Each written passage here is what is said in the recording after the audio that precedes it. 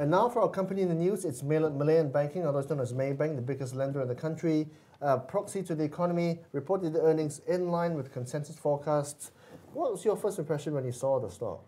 Well, it's heartening to know that at this challenging time, right, for the banking sector especially, right, Maybank has actually reported second quarter and first half positive net profit, positive growth.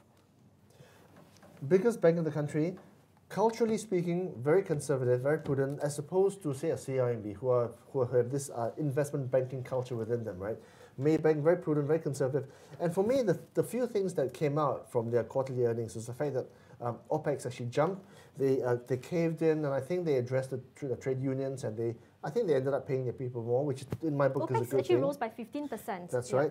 The other thing is, of course, which jumped up at me was the fact that they increased net impairment losses by 150%, which basically means they set aside more money in order to address bad loans if it happens. Now, of course, there are some impairments showing their heads in oil and gas and commodities. Right. Also, on the allowance for impairment losses issue, reason due to higher individual allowances. So this could be actually from the personal banking front, not so much from the commercial side, right, Chuang? But overall, I think Maybank is still in a very resilient position because of its strong market share. I mean, it's the biggest bank. You see people. I mean, all this in any times, people still need to make transactions when they buy us. Yeah. So by virtue of that.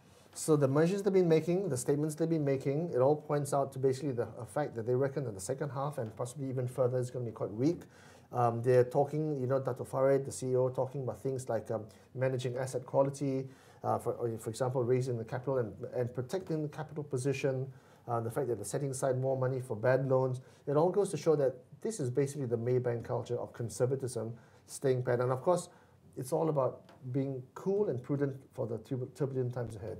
And I think it's a good stance that they're actually continuing to maintain prudent. Now, CIMB and RHB is due to announce their results tomorrow, so we probably should look forward to that and probably give a slight comparison into how all these banks do. Tomorrow. It is Friday. Exactly.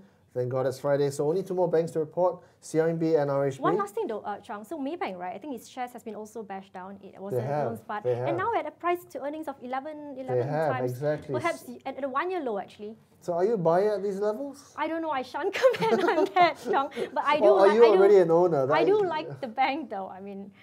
Okay. Well, anyway, thank you for those views. That's a wrap for Market Matters. I'm Khoo Chuang.